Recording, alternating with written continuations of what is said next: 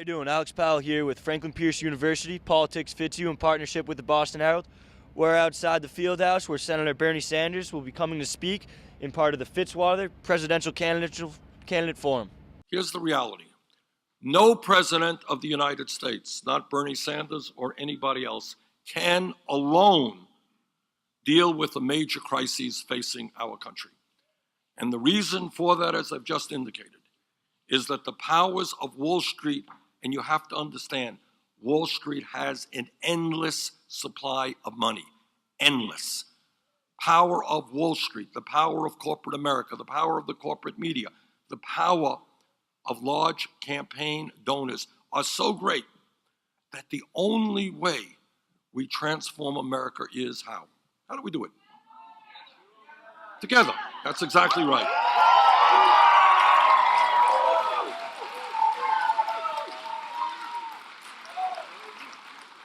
So they have the money, they have the power, but we have something that they don't have. And by the way, that's what's been happening in this campaign. The establishment is really shocked that suddenly people are becoming mobilized. And here is the point, and what I call a political revolution.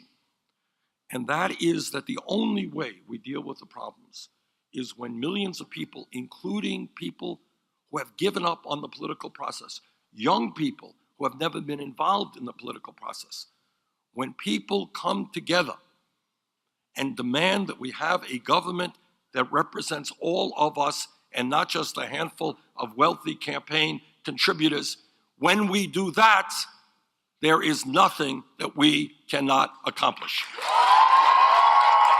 I mean, I'm undecided between Hillary and Bernie. I just wanted to see what he had to say. Are we wearing the pin?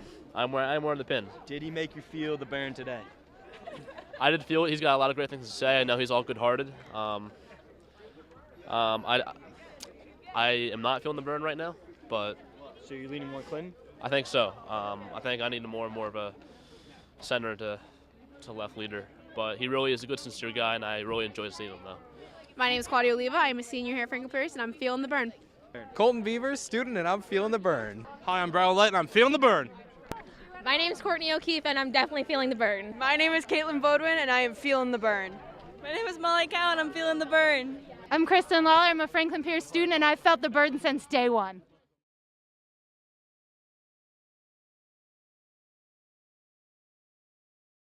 Well, thank you so much, President Perkins. Thank you, Anthony. Thanks for the opportunity to be here with all of you this afternoon. I am very grateful to be on this campus and to have this chance to hear from all of you and to answer any and all questions that anyone may have. I know that this is an engaged audience who are interested in the First in the Nation primary, and I also know that there are a lot of remaining questions in these next few days that are being posed to those of us who are asking for your votes. I, for one, know that there are a lot of young people supporting my opponent, and I want you to know, even if you don't support me, I support you. And I want to do everything I can to make sure you have the best opportunities in your future. Because, after all, that's what elections have to be about. What will we do to give more economic opportunity, to make it possible for more people to pursue your dreams? How do we knock down the barriers, whether it's greed and inequality or racism, sexism, discrimination against the LGBT community or people with disabilities? How do we make this country what we know it can and should be? And that's what I want to have this conversation with you about. So I'm not going to make a speech. I'm going to answer questions, and I'll answer as many as we have time for. And, I would invite people who are trying to make up your minds about who you will vote for on Tuesday, or people who are supporting Senator Sanders, to please feel not only free but welcome to ask questions. And I do want to say a special word of thanks to Anthony, because he was the one who planted this idea, and I'm glad to be here with him and with all of you. And what did you think of Hillary's speech today? I thought it was pretty good. I thought she was better on certain points than others. I didn't think she was very eloquent when talking about Benghazi. I thought she was a bit indirect on the national security question about the military, but in general, I don't think that's a very important issue either in this election or in general. But yeah, I mean, I thought she was fine. Do you think that she dodged things with the emails, or do you think she got to the point with answering the questions? So I think that with regards to the email issue, I think it's the kind of thing where, yes, it's a bit of an embarrassment for her because it's slightly unprofessional what happened. But I think she is right that because there was a proper investigation into the issue, that, how do I put this? The media is beating a bit of a dead horse insofar she didn't actually do anything illegal, which has been, or compromising or threatening for national security, which is what the resolution has been. I mean, I agree there's a bit of unprofessionalism there, but I don't think it's that big of an issue, and I don't think it speaks to her character that much. All right. So why are you here watching Hillary today? One, because I really believe in her. She's had the experience to really, I think, really run for president. And also, I got hand-selected to introduce her today as well. Do you think that the emails were a factor in today's speech, or do you think that she did a good job at getting through the issue when asked about it? I think she did a really good job in getting through the issue. She didn't really become flustered by it. She's like, you know what? Let me just clear this out. You settle this down, because, you know, it must get annoying after a while hearing the same things over and over and over again. And, you know, imagine someone asking you, hey, what, something about this, something about that every day. At some point, you're just going to be like, yo, get away from me. You know what I mean? So, like, I feel for her a little bit, you know, on that, but I think it wasn't too much of a factor. So.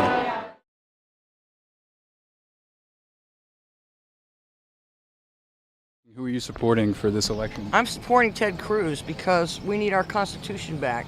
What made America great is our Constitution.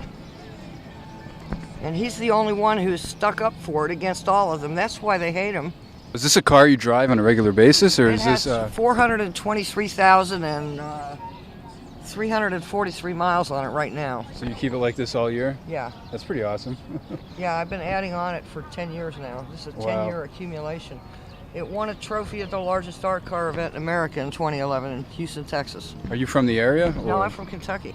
Wow, so you drove all the way up here just for the primaries? Or? I drive up here every year after Christmas to visit my grandkids, 5 of my 12 grandkids in Vermont. And this year I decided, gee whiz, since I'm tired of voting for the lesser of the evils in Kentucky because it's 2 more months till our primary, that I might as well do whatever I can to help make sure somebody good stays on the ballot that long. Did you purchase this bus with the intention of trying to spread a message, or was it just something that... I purchased this bus basically, yes, to have a bus that would spread a message that could basically carry people around environmentally sensibly, and, you know, it would kind of, you know, just a comfort for me. The fact that of all the buses, until the day I painted this, was like basically a half a year after I purchased it, I didn't realize, but of all the buses, the number of this bus was the 101. It's like, you know, it's the basics concept of teaching, and I thought there's another synchronicity. Yeah. Besides, when Bernie came up for the vote, it's the same color as Bernie's signs, and I put these little flames on it to show that I'm kind of burning, you know, biodiesel, kind of an environmental statement. And I thought it's kind of a cool thing, but I mean, basically, you know, it's like everything is kind of, if you float with nature, it's like nature gives you some clues. Yeah. And you know, I think we're getting a lot of press. A lot of people said we've really made a difference here in New Hampshire as well as Vermont with the information we've been getting out. I can make a statement that, you know, the thing is, people are saying that, you know, it's like my idea is to straighten out the government, to get our country back on foot. And I don't see anything wrong with Donald Trump. I think that Hillary Clinton is the criminal here. She backed the Iraq War. Her husband basically allowed the repeal of Glass-Steagall. And it's like, if Bernie doesn't make it, I'm backing Donald Trump. Because another thing we have to do as environmentalists and as guardians of the earth, our country, is we have to set a policy for a one-out, one-in immigration policy and create the Peace Corps that John Kennedy wanted that helps the rest of the world with family management and resource preservation. With the decimation of species, with Monsanto taking over, you know, and poisoning the soil, the ocean is going to have more plastic per weight in 40 years than fish, but those fish will not even exist because the fish will be fished out within 40 years. It's like, the thing is, there are too many people and there are too many mothers bringing children in the world that are not going to be raised properly, and abortion isn't the answer.